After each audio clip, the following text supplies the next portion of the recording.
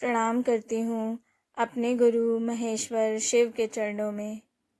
माता भवानी के चरणों में मेरा प्रणाम है। इस कालखंड के प्रथम शिव शिष्य साहब श्री हरिंद्रानंद जी के चरणों में मेरा प्रणाम है।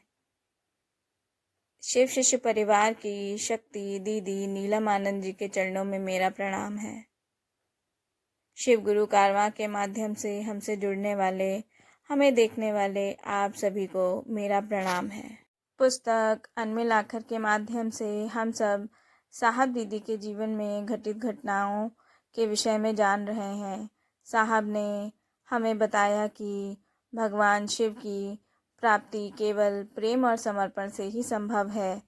उन्हें केवल भाव ही ग्रह है। तंत्र क्या है, आध्यात्मिकता के चरम पर कैसे पहुंचा जा सकता है, यह सब हमें साहब सिखा रहे हैं। उनके जीवन की अन्य घटनाओं के विषय में आगे जानते हैं। साल 1988 फरवरी का महीना था। साहब अपने कार्यालय में बैठे फाइलें निपटा रहे थे। चपरासी ने मेज पर एक पत्र लाकर रख दिया। सर, पटना से एक चिट्ठी आई है कार्मिक विभाग की। हंसते हुए साहब ने पूछा, ट्रांसफ़र हो गया क्या? पता नहीं सर, खोलकर देखा तो सही में स्थानांतरण का ही पत्र था।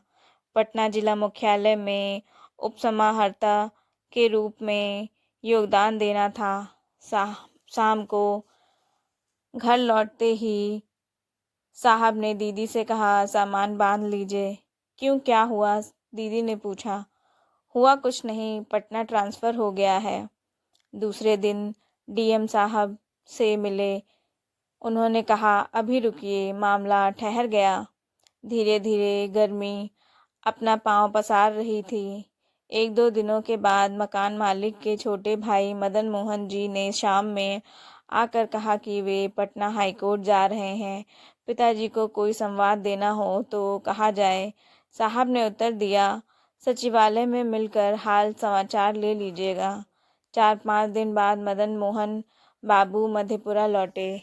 शाम की शिव चर्चा के लिए लगभग 1-8 दर्जन शिव शिष्य बैठे थे। वे भी आकर बैठते हुए बोले, पिताजी से तो मैं मिल नहीं पाया, लेकिन टेलीफोन पर बात हुई। पिताजी ने कहा है कि आप अभी पटना ज्वाइन नहीं करिए, क्योंकि पटना में अभी बहुत गर्मी है। सचमुच? साहब ने कहा। वकील साहब बोले, सर, मैं भी गर्मी से परेशान हो गया था। सही में बहुत गर्मी है वहाँ। क्यों, पटना साधुओं से खाली हो गया है क्या? साहब ने कहा, ठीक है, मैं जब भी आऊँगा झूम के आएगी घटा, टूट के बरसेगा पानी। साहब बोलकर चुप हो गए। बात आई गई हो गई। ट्रांसफ़र की बात सुनते ही लोगों का दिल बैठ गया। अब तो साहब का साथ छूट जाएगा। वसुंधरा में प्रेम एकमात्र बंधन है जिसे प्रत्येक व्यक्ति स्वेच्छा से स्वीकार करता है। लगातार 5 वर्षों से नियमित रूप से आते रहने के कारण साहब और दीदी के प्रति विशेष आत्मीयता का संबंध बन गया था। पटना से कार्मिक विभाग का दबाव बढ़ता गया। लाचारी में डीएम साहब ने कहा कि साहब जी, आप पटना जाइए। डीएम के कार्यालय कक्ष में विदाई का समारोह संपन्न हुआ। साहब का दीदी कुछ लोगों की मदद से सामान बांधने लगी थी। शाम में आए लोगों से साहब ने कहा, भोला, आप और जगन्नाथ 2 और गुरु भाइयों को लेकर ट्रक से सामान पटना लेकर चले जाइए। बाबूजी का आवास महेंद्रू के पास है। हम लोग ट्रेन से आएंगे। चावल पर संवाद आना अब कम हो चुका था। पूजा घर में अब कोई कुछ पूछता भी तो उत्तर आता कि हरिंद्र से पूछ लो। हालांकि साहब के आग्रह करने पर चावल पर अंकित हो जाता कि मैं केवल तुम्हें विश्वास दिलाने आया था। अब लिखूंगा नहीं, वैसे तुम्हारे साथ रहूंगा। 3 दिनों के बाद ट्रक में सामान लादा गया। ऊपर तिरपाल बांधा गया। अनुसेवक जगन्नाथ जी से कहता रहा, सर, तिरपाल की ज़रूरत नहीं है। गर्मी के मौसम में बारिश थोड़ी ना आएगी। हालांकि कुछ दिन पहले ही साहब ने पटना में पानी पड़ने की भविष्यवाणी की थी, पर किसी को यह याद नहीं था। यहाँ तक कि साहब और दीदी को भी ये याद नहीं रह गया था। एक सरकारी कागज देते हुए साहब ने कहा कि यह परमिट है, रास्ते में कोई रोके तो दिखा देना, कोई असुविधा नहीं होगी। भोला और जगन्नाथ जी और दो गुरु भाइयों के साथ भारी मन से सामान लेकर पटना निकल गए। गांधी सेतु के पास एक पुलिस वाले ने ट्रक को रुकने का इशारा किया। ड्राइवर ने रोकते हुए पूछा, क्या बात है, साइड करके लगाओ। दरोगा ने कहा, क्यों? चालक ने पूछा। भोला जी गाड़ी से उतरकर हाथ में पास लिए दरोगा के पास पहुंचे और उसे दिखाते हुए कहा कि ये पास है गाड़ी का, मजिस्ट्रेट साहब का घरेलू सामान है, उनका ट्रांसफ़र पटना हो गया है, हम घरेलू सामान लेकर पटना जा रहे हैं। कौन मजिस्ट्रेट हैं जी? दरोगा ने पूछा। उन्होंने उत्तर दिया, हरिंद्रानंद साहब। अच्छा, उनका ट्रांसफ़र पटना हो गया है सचिवालय में? नहीं, पटना जिला में। अब मधेपुरा में कौन बचा? दरोगा ने व्यंग्यात्मक स्वर में कहा। ठीक है, जाइए। गाड़ी ज्यों ही गांधी सेतु पार करने लगी, मौसम का मिजाज बदल गया। पूरा आसमान काले मेघों से भर गया। हवा में हल्की आर्द्रता व्याप्त हो गई। धीरे धीरे गाड़ी महेंद्रू स्थित बाबूजी के सरकारी आवास के सामने रुकी। तेज बारिश शुरू हो गई। इतनी बारिश हुई कि कई जगह जल जमाव हो गया। इधर मधेपुरा में गुवाहाटी लखनऊ मेल के प्रथम श्रेणी का टिकट पूरे परिवार का प्राप्त किया गया था। ऐसी ही योजना बनाई गई थी कि ट्रक पहुंचने के थोड़े घंटे बाद या पहले हम सभी पहुंच जाएं। ट्रेन सुबह 10 बजे की थी। डेरे के सामने सड़क पर विदाई देने का तांता लग गया था। स्थानीय थाने की जीप पर सवार थाना प्रभारी और कुछ पुलिसकर्मी, गाड़ियों, टमटम और रिक्शे वालों का जुलूस स्टेशन तक सभी आए। पैर रखने तक की जगह नहीं थी। लग रहा था पूरा मधेपुरा आज उमड़ पड़ा है इन्हें विदाई देने के लिए। रास्ते में हल्की बूंदाबांदी हो रही थी। ट्रेन के आरक्षित कूपे में साहब परिवार के साथ सवार हो गए थे। एक पुलिस पदाधिकारी भी छुट्टी लेकर साथ के लिए चल दिया था। स्टेशन पर लगभग 2-2,500 लोग विदा देने के लिए उदास मन से खड़े थे। आंखें नम थी। लगभग 6 वर्षों का साठ छूट रहा था। दीदी और बच्चे भी भावुक थे।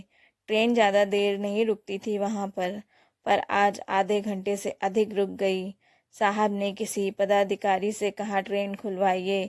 सीटी बजी। ट्रेन रेंगना शुरू किया। साहब और दीदी दरवाजे पर खड़े होकर हाथ जोड़कर सबको विदा कर रहे थे।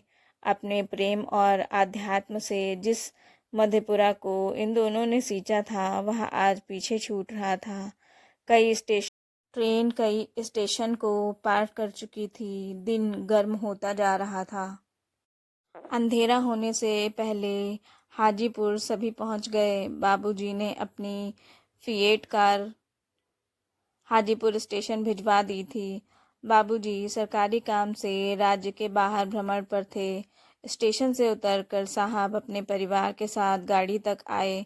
हल्की बूंदाबांदी शुरू हो चुकी थी। शहर के रामाशीष चौक आते आते बहुत तेज बारिश होने लगी। सर, हमसे गाड़ी नहीं चलेगी, ड्राइवर ने कहा। बारिश के चलते गाड़ी से बाहर निकलना संभव नहीं था। गाड़ी के भीतर ही किसी तरह से चालक की सीट पर साहब आए। अंधेरा आने लगा था। तेज बारिश में गाड़ी आगे बढ़ा दी। सड़क सुनसान थी। इक्का दुक्का गाड़ी लाइट जलाकर सड़क के किनारे ही खड़ी थी। बेवक्त पानी ने गाड़ी की रफ्तार तोड़ दी थी। लगभग 2 घंटे में साहब अपने आवास पर पहुंचे। घड़ी 8 बजा रही थी। देखा ट्रक लगा है। बरामदे में देखा कि ट्रक लेकर आए लोग बारिश के भीग गए हैं और उन्हें ठंड भी लग रही है। कार से उतरकर सभी दौड़कर बरामदे में आए। साहब ने उन लोगों से कहा, भीतर क्यों नहीं बैठते हैं?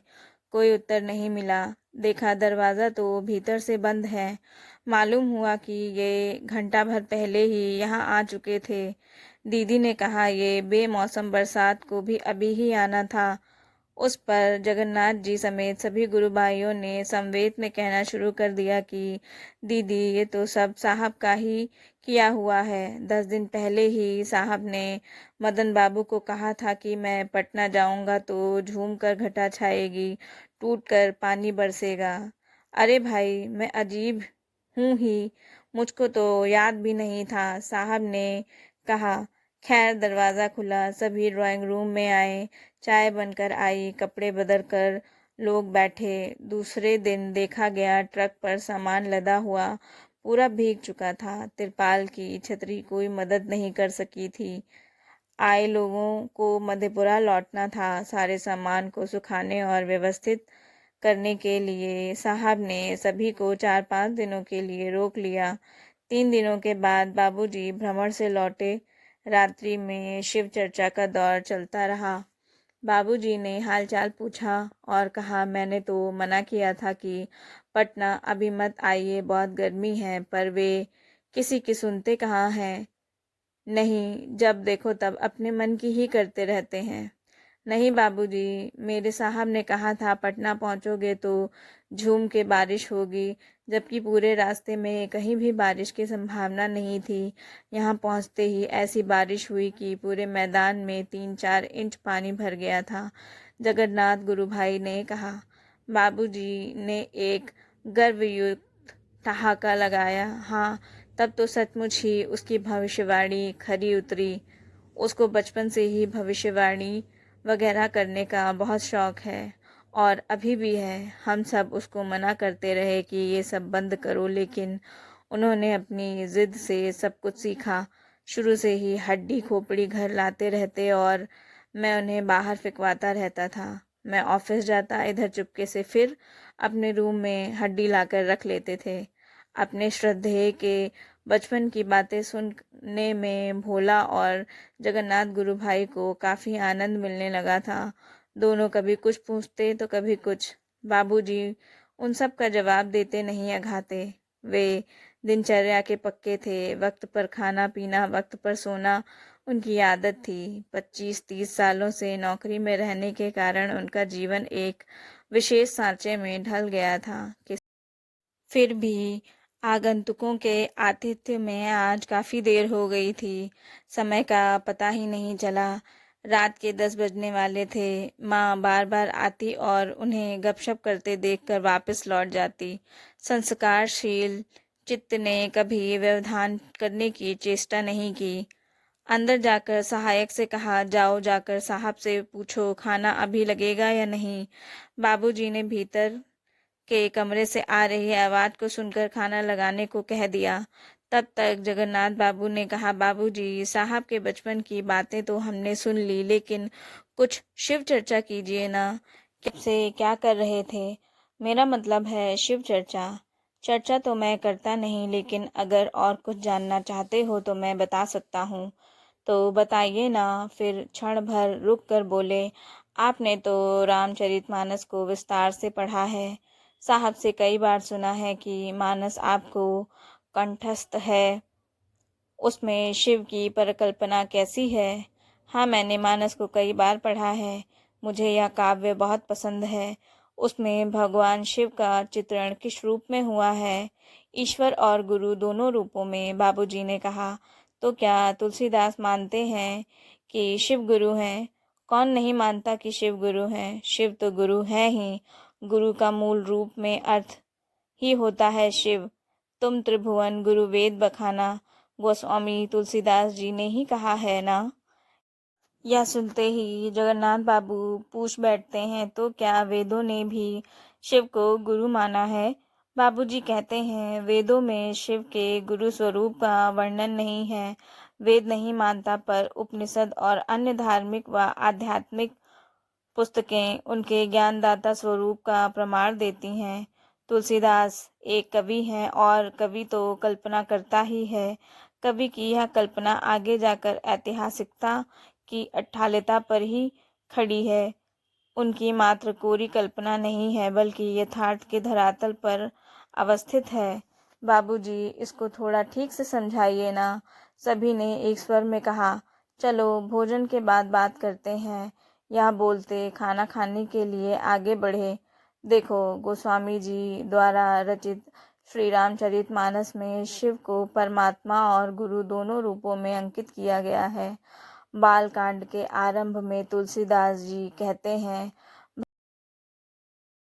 भवानो शंकरो वंदे श्रद्धा विश्वास रूपिणो याभ्याम बिना न पश्यन्ति सिद्धा स्वातमीश्वरम वंदे बोधमयम नित्यम गुरु शंकर रूपिणम यमाश्रितो हि वक्रोपि चंद्रः सर्वस्त वंद्यते। इस श्लोक में भवानी और शंकर की ब्रह्म रूप में वंदना की गई है। यह शिव और शक्ति का संयोग है। दूसरे श्लोक में गुरु रूप में शिव की वंदना की गई है। इसमें गुरु नित्य हैं, बोधमय हैं, अर्थात ज्ञान के स्वरूप और नित्य हैं। शेष सारा ब्रह्मांड अनित्य है, मरण धर्मा है।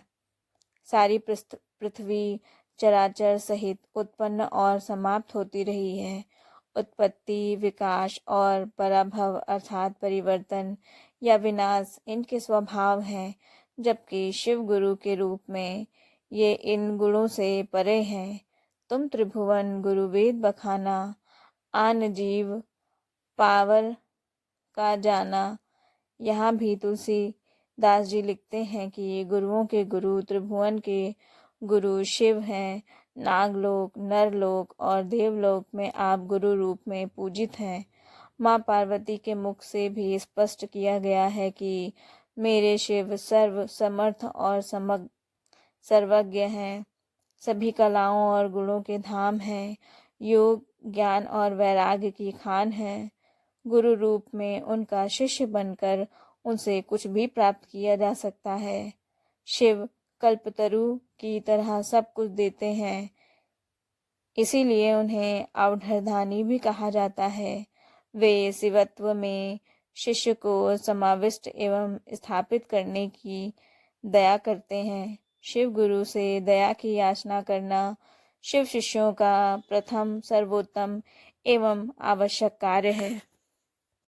बाबूजी की बातें सुनकर एहसास हुआ कि हमारे वाड्मय में महाकाव्य रामचरितमानस ने भी भगवान शिव के गुरु स्वरूप को मान्यता दी है। साहब की बातों का प्रमाणीकरण अब साक्ष्य देने लगे थे। तुलसीदास जी ने रचनाकार के रूप में भगवान शिव के गुरु रूप की चर्चा की है। शिव का सुंदर, मोहक और अपूर्व वर्णन मानस में मिलता है। वे कहते हैं, आदि गुरु शिव के चरणों का ध्यान भवसागर से पार जाने की सिद्ध नौका है। मानस में भगवान शिव की विशद व्याख्या सुनने के बाद साहब की यह बात अक्षरशः सही साबित हो रही थी कि मेरे बाबूजी मानस की जो व्याख्या करेंगे वो शायद कम ही लोग कर पाएंगे। आज समझ में आया, उनके ज्ञान का स्तर निसंदेह हमारे समाज के लिए एक आदर्श है। बाबूजी मधेपुरा से आने के बाद नई जगह थी, नए विचारों के लोग थे। गंगा यमुनी तहजीब से संजात 1988 अप्रैल के अंतिम सप्ताह में समाहरणालय पटना में उपसमाहर्ता के पद पर साहब ने योगदान दिया। साहब पटना जिला नियंत्रण कक्ष में प्रतिनियुक्त हुए। बड़े शहर की अपनी चाल होती है, कामकाज में रमे हुए लोग और उनका बसा बसाया संसार। साहब का परिवार भी स्वयं को ढालने की कोशिश में लगा हुआ था। स्थान के बदलने से सरकारी जिम्मेदारी के साथ पारिवारिक कर्तव्य भी बढ़ गए थे। बड़े शहरों के स्कूलों में बच्चों का एडमिशन कराना सीमा पर युद्ध करने से कम नहीं होता। स्कूल में एडमिशन बहुत मुश्किल से मिला। बच्चे अब अपनी दैनिक रूटीन में लग गए थे। टेलीफोन की घंटी बजी। उठाया तो उधर से किसी ने पूछा, 232729। जी हाँ। आप कौन साहब? मैं हरिनंदन बोल रहा हूँ। टेलीफोन दीदी ने उठाया था। समझ गई कि हरि काका हैं। तुरंत कहा, काका जी कहाँ हैं, घर कब आएंगे? हरि काका सचिवालय में उन दिनों बड़ा बाबू थे और बाबूजी के मित्र होने के कारण परिवार के एक सदस्य हो गए थे। आज ही शाम को आ रहा हूँ, कोई खास बात क्या? हाँ, बात तो कुछ खास है, टेलीफोन पर नहीं कह सकती हूँ, घर आने पर बात होगी। ठीक है, शाम को हरिंद्रानंद जी के साथ में आता हूँ, उन्होंने कहा। सामने मैदान में हरी हरी धूप पर पसरी हुई जाड़े की सुनहली धूप सिमट कर दीवारों पर चढ़ गई थी। जाड़े की धूप बड़ी मोहक होती है, हो भी क्यों नहीं, बहुत कम अवधि के लिए तो आती है, और जो चीज़ें कम देर के लिए आती हैं उनके प्रति हमारा लगाव द्विगुणित रहता है। गंगा के वक्ष पर आबाद पड़ रही सूर्य रश्मियाँ स्वर्ण थाल सी दिख रही थी। जाड़े में हिमालय से निकलने वाली नदियों के प्रवाह की गति थोड़ी मंथर होती है। वहाँ इस ऋतु में बर्फ जमी होती है। जमाव तो प्रवाह का अवरोधक है। एक जमाव साहब के हृदय में भी था। विगत 7 वर्षों से के अनुभवों और स्मृतियों का संचित निक्षेप जो समय की प्रतीक्षा में था, पिघल कर बाहर आना चाहता था। हरि काका को घर आने का निमंत्रण देने के बाद दीदी आश्वस्त थी कि आज हरि काका को भगवान शिव का शिष्य बनाने का मौका मिलेगा। जीवन के एक प्रवाह में बहते बहते मनुष्य की मानसिकता उसी में ढल जाती है। समय बदले, परिस्थितियां बदली, स्थान बदले, पर मानसिकता नहीं बदली। एक आसक्ति हो जाती है उन विषयों के प्रति, जैसे जेठ के महीने में मैदानों में सूख कर बिखरे फूलों और फलों के बीज आषाढ़ के महीने में बारिश की बूंदों का स्पर्श पाकर पुनः अंकुरित होने लगते हैं, पल्लवित होने लगते हैं, पुष्पित होने लगते हैं। आज दीदी एवं साहब के आतंस में स्थित वह पुष्प बीज अनुकूल परिस्थिति को प्राप्त कर अंकुरित होने को हुए। जब हरि काका ने भगवान शिव को अपना गुरु बनाया, उम्मीद जगी कि अब पटना में शिव गुरु चर्चा को प्रसार मिलेगा। 9 महीनों का वनवास अब टूटने को आया था, क्योंकि अब तक इस शहर में किसी स्थानीय ने शिव को अपना गुरु नहीं बनाया था। प्रयास तो हुए थे, किंतु सब विफल रहे। आरंभिक दौर में 9 महीनों तक किसी ने भी शिव को गुरु नहीं माना। यद्यपि इन्होंने अपना प्रयास अनवरत जारी रखा। लोग आते, मिलते, बातें करते, अपनी समस्याओं के निराकरण का लौकिक एवं पारलौकिक उपाय पूछते, लेकिन महादेव को गुरु बनाने की दिशा में किसी ने कदम नहीं बढ़ाया। विष्टि से ही समविष्टि का निर्माण होता है। शिव की शिष्यता की तलहटी में पाटलिपुत्र की धरती पर हरि काका को छोड़कर कोई नहीं पहुंचा था। इनके शिव शिष्य बनने के बाद साहब के सरकारी आवास पर पूर्व की भांति शिव गुरु विषयक चर्चा एवं भजन होने लगे थे। इस अवधारणा की व्याप्ति और विस्तार पटना में भी शुरू हो गया था। शिव को गुरु मानने वालों की संख्या में वृद्धि हुई। पूर्व के संपर्क के लोग भी आते जाते, मिलते, कुछ दिन रहकर चर्चा का लाभ लेते और चले जाते। लोग अपनी इच्छानुसार अपनी जिज्ञासा रखते और साहब उन जिज्ञासाओं का यथासंभव समाधान भी करते।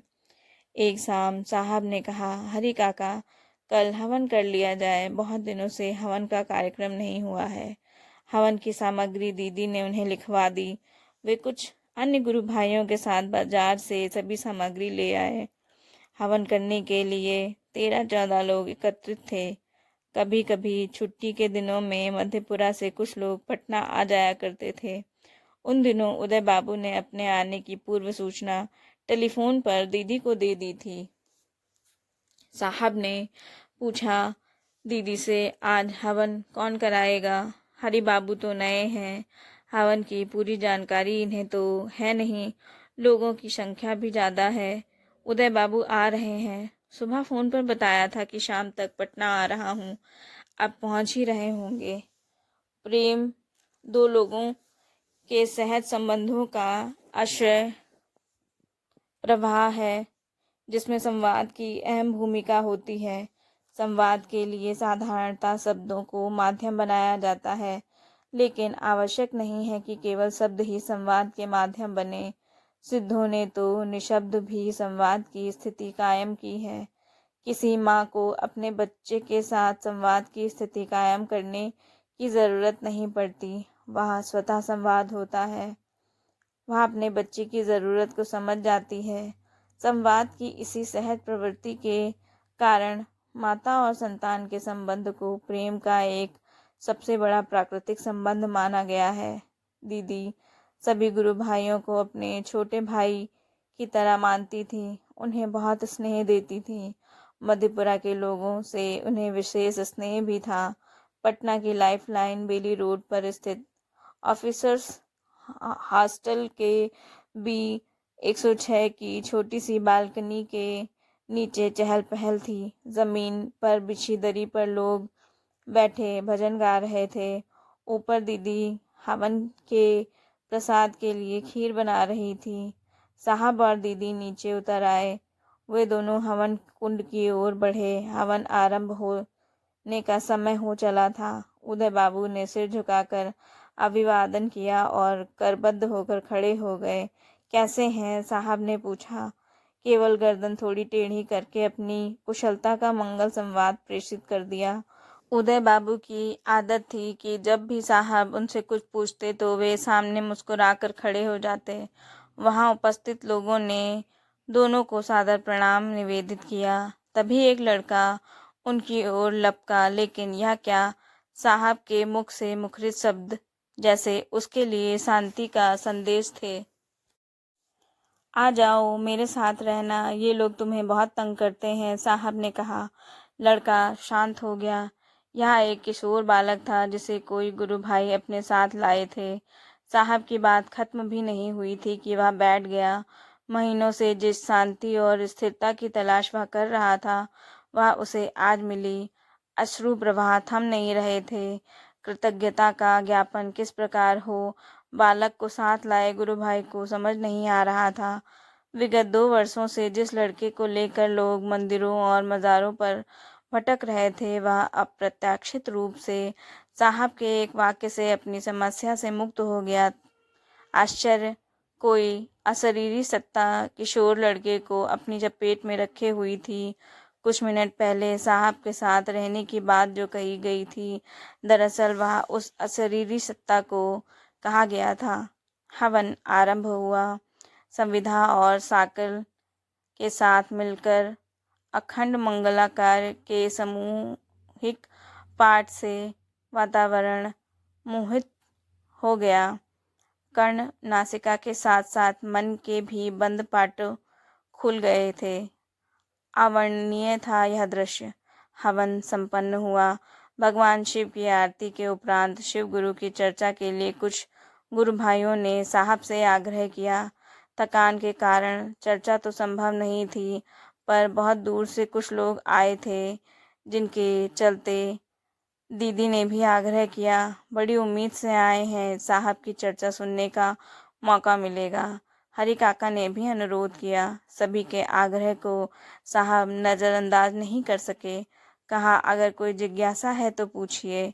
जैसे ट्रेन खुलने की प्रतीक्षा में खड़े यात्री सिग्नल मिलते ही गाड़ी की ओर लपक जाते हैं, ठीक उसी प्रकार इसी प्रतीक्षा में बैठे गुरु भाइयों ने जिज्ञासा की एक लंबी फहरिस्त सामने रख दी।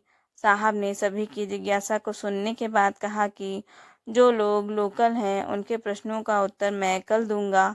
बाहर से आए लोगों की जिज्ञासा का समाधान कर देता हूँ, क्योंकि रात काफ़ी हो गई है और आप सबको घर भी लौटना है।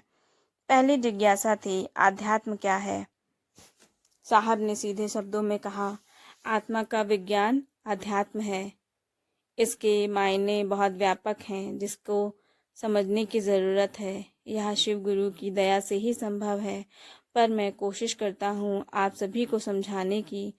साहब कहते हैं, समस्त संसार में आई हुई ऊर्जा जिसमें सभी विद्यमान हैं, उसी ऊर्जा की व्याप्ति आध्यात्म है। वही ऊर्जा जब जीव में आती है तो उसे जीवात्मा कहते हैं, जब मनुष्य में आती है तो उसे मनुष्य आत्मा कहते हैं, और जब परम अवस्था में होती है तो उसे परमात्मा कहते हैं। इसी कारण से उस परमात्मा को सूक्ष्म अति सूक्ष्म कहा गया है। ऊर्जा अपनी सूक्ष्म अवस्था में ज्ञान को धारित करती है, किंतु स्थूल अवस्था के पास ज्ञान का अभाव होता है। दीपक सोने का हो, चांदी का हो, या लोहे का हो, या मिट्टी का हो, उससे निकलने वाली रोशनी एक ही होती है। भले ही हम कहने को सोने या चांदी का कहें, लेकिन उसकी लौ ना तो सोने की होती है, न चांदी की, और ना ही मिट्टी की। आध्यात्म का विज्ञान दीपों की बनावट और रंगीनियों पर जुड़ा नहीं होता।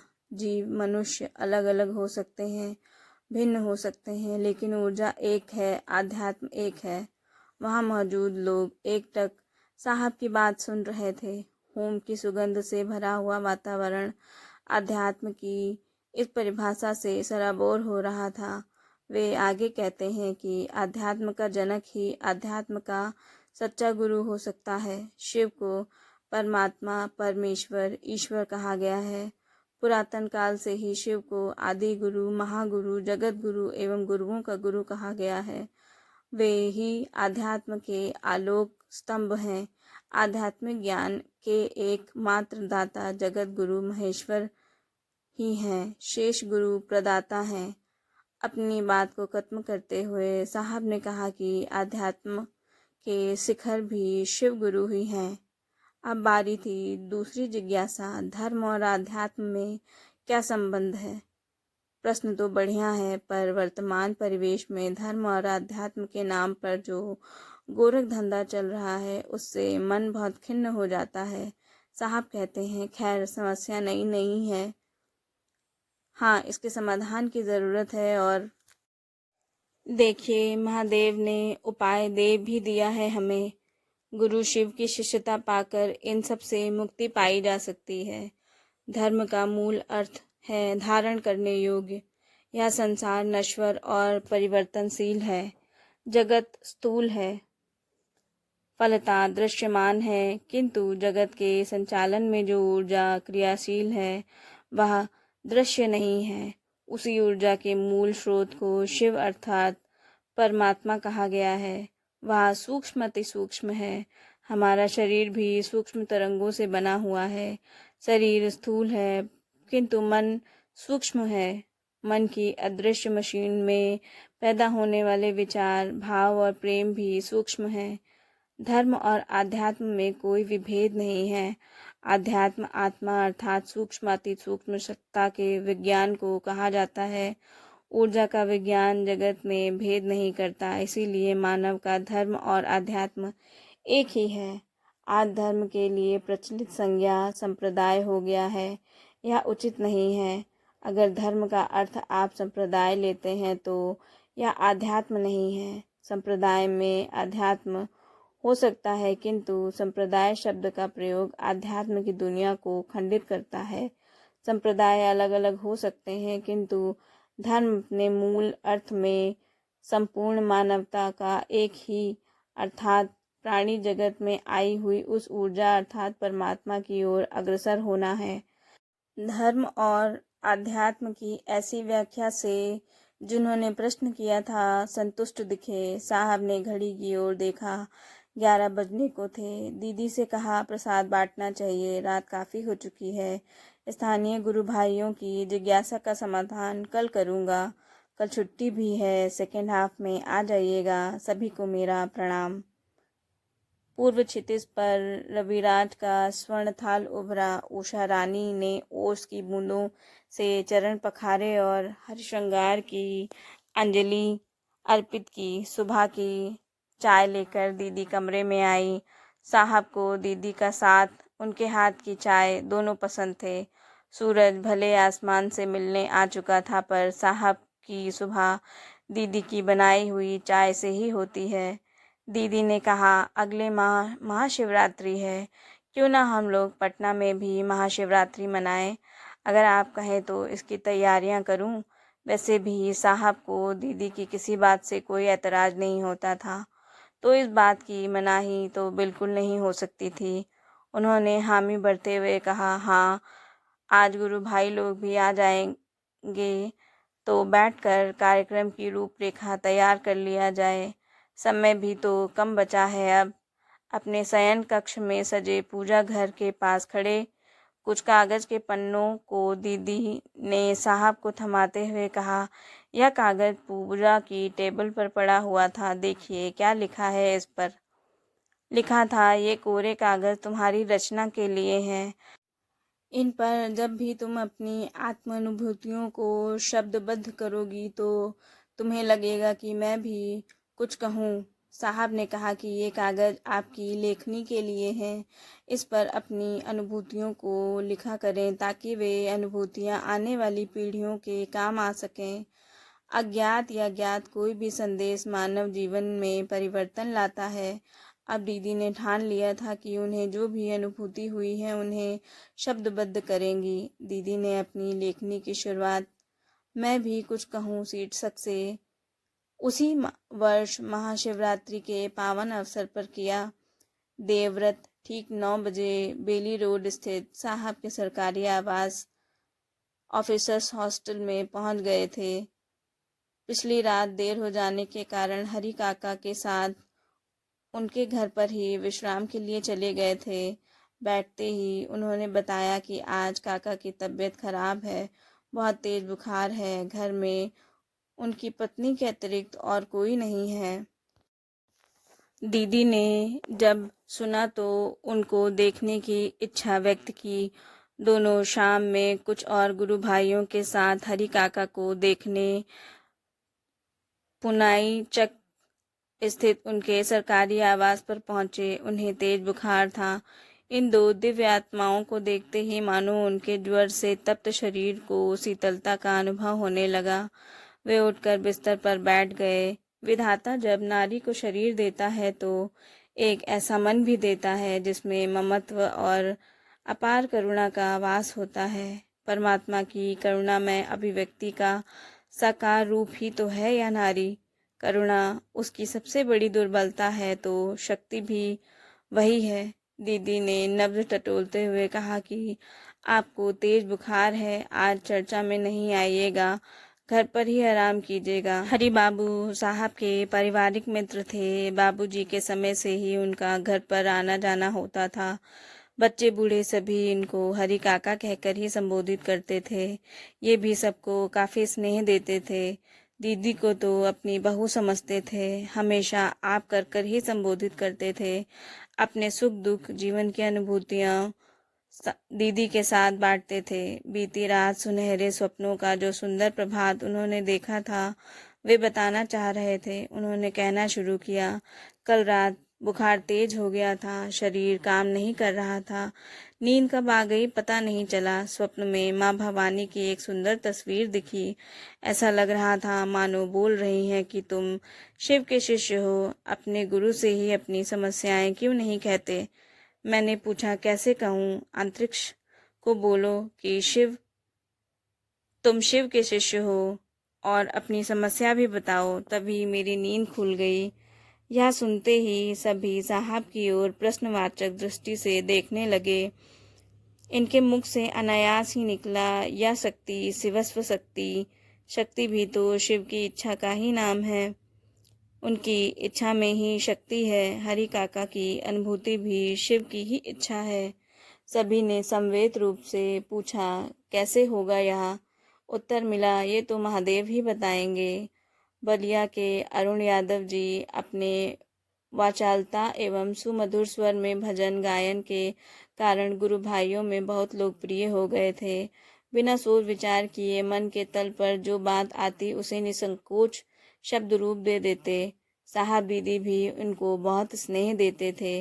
दीदी के साथ तालमेल अच्छा था, इसीलिए जो मन में आता तपाक से बोल जाते। लोगों को पता था कि ये साहब दीदी से बातचीत करने में ज़्यादा सहज हैं, तो जब भी कोई प्रश्न पूछना होता तो पर्ची पर लिखकर इनकी तरफ बढ़ा देते।